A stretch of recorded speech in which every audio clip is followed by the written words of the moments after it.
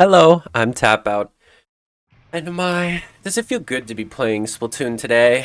I had a really rough day at work yesterday where I had holes in my socks that like got torn right at the start of my shift, so my feet were hurting pretty badly. Um, these are two random ass blasts that we queued with just now. And I of course have my good friend Trixie on a shooter. I I did not have a good day yesterday. Just a lot of annoying customers. My coworkers were being kind of an ass to me, and uh, I was also just feeling kind of down on myself in terms of Splatoon.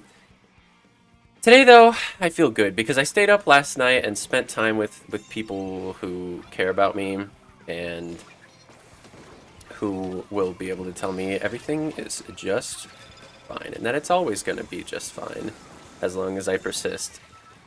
And really, that's the kind of attitude I think I need to reinforce with myself more often.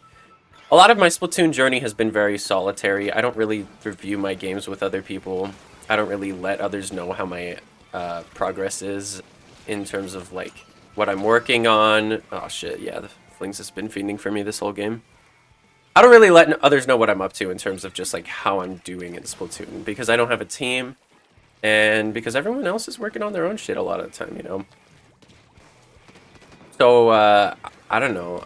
I always felt kind of weird about trying to do any of that on my channel, though, because, like, I don't think competitive content is very good. I think I kind of like... I like... I don't know, I just like my YouTube channel being entertaining as opposed to, like, super, super informative. I take that as kind of a priority. Because making it informative doesn't really do much for me and for others. Like, I think there's definitely a drought of informational content, but I also think that's because to make informational content people care about on YouTube and that actually spreads and isn't just like a link you share between people, it you have to make it really fucking good. It has to be like decently highly edited. That's at least what I see from Smash Bros. And Pokemon. It's like all of the competitive content that's informational in those scenes. Uh, Good job, Trixie. Thanks for following up on that. All of the content there is super highly edited, and you know I'm not opposed to editing, despite what recent channel activity may lead you to believe. It's just I just don't think that style of video suits me, or maybe it does. I have no idea. I'll keep experimenting. I'll keep exploring. Fuck, I'll make Tap Out 2 if I have to. You thought Tap Out 1 was bad? Just wait till you see Tap Out 2. Fuck. Okay. At least we still have the lead. Good job, S Bless, guys. I got haunted by that pencil, which is hysterical. I also been given some thought to like how the Splatoon scene measures achievement, as I do frequently because I am stuck in kind of a cycle where nobody really believes I'm capable of anything because I've never won a tournament and I haven't played in a league in a long time. Um, so I guess I'm just kind of stuck with X rank until I suppose I get enough props on my own from doing that.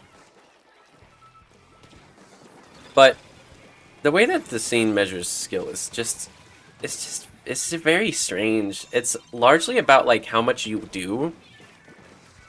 Honestly, like the fact that I don't play that many tournaments is a huge dock on me, but also if I did play a lot of tournaments, I would have to settle for players that I don't think would fully showcase what I'm capable of, and then I end up reinforcing a bad bias with my tournament result. It's just weird. It's just a weird cycle. It's a... Yeah, we're just gonna kill this pencil. We're gonna just kill that guy. Great. Alright. I don't want to die to missiles. I had to lock in for a second there. I don't... I don't really know what comp specifically holds in store for me in terms of like having a team or any of that. And I think the reconciliation I had last night is I don't think it matters that much so long as I just spend time in the community with people that really like recognize me, care about me, and maybe I'll get good word of mouth that way. Who knows? Like, I think it certainly works for other people. So we're gonna see how that does me. I'm pretty good at Explosher though. I'm tempted to say I'm bad at Explosher all the time because I only compare myself to the two best people to do it. Shoutouts Vapor, shoutouts Nightmare. Um, but those guys have been playing a lot longer than me, and they also grind a lot harder than I do. Also just got certain connections I don't. There's just a lot going on there. Overall splatter. I feel badass. Overall splatter in a room full of S-blasts. Remember, to be number one, you gotta be a little bit odd. Oh, man. S-blast is so funny, man. That weapon... That weapon is so cartoonishly broken. Oh, man. Well, anyways, about what I was saying, like, I think another part of why I'm not very marketable is I'm a defensive player. I know this about myself. And people only seem to really pay attention to one tricks when what they're doing is, like, flashy or unexpected. And that is also just, like... I don't like that. You know, there's plenty of weapons in this game that aren't very flashy, but they still have interesting things about them. I'm thinking mainly about Flingza Roller right now, how people seem to only really pay attention to Flingza Roller when it's like, oh, Flingza Roller actually gets kills? I didn't know that. And it's like, well, it's more nuanced than that. It kind of plays a hybrid role between support and Slayer. I just wish people's understanding of the game was more three-dimensional, man. It's like so many weapons exist in a gray area of what they should be doing in a given match, and I just the more extreme weapons always just get all the attention, and then all these bizarre hybrid weapons get left behind. That was a really, really bad triple splashdown. That was the kind of triple splashdown I think I was doing circa like like probably April 2024 after Custom Explosion came out. Oh shit. Yeah, you do that. Fuck. No, wait. If I positioned, I actually could have lived that and jumped out. No. Ah, the micro positioning was bad. They have 3 specials, which means I'm not going to drop right now, and we're just going to wait to see what happens. Jimmy here, not as lucky. This Big Swig Roller wants me bad, which means we're going to try and point sensors so that he doesn't instantly eviscerate me and my teammates. Okay, he's trolling. Actually, I'm trolling for positioning so far back. We have to fucking kill the guys on the tower. Okay, the tower's dead. Lol. I'm gonna die to missiles if I shoot again. The wiper's done. Lol. Oh my god, there's so many jump-ins. We're gonna... Here's what's gonna happen. We storm left. The yap always feels good. The yap always feels good. I know that I just said I was like about to start commentating what I'm doing, but like... I like this channel as an outlet to just talk. I thought about one day what would happen if I decide to change the kinds of videos I'm making, and I have no clue if I'll, like, make all these videos unlisted and put them in a playlist, all these commentary-style videos. I think that would be a decent outcome, because then it's not like I'm making highly edited content and then YouTube's, like, recommending... like the opposite, the completely untrimmed, unfocused tap out. Then again, maybe I should have made a channel like this completely separate from my main channel in the first place. It's a little too late for that commitment, I think.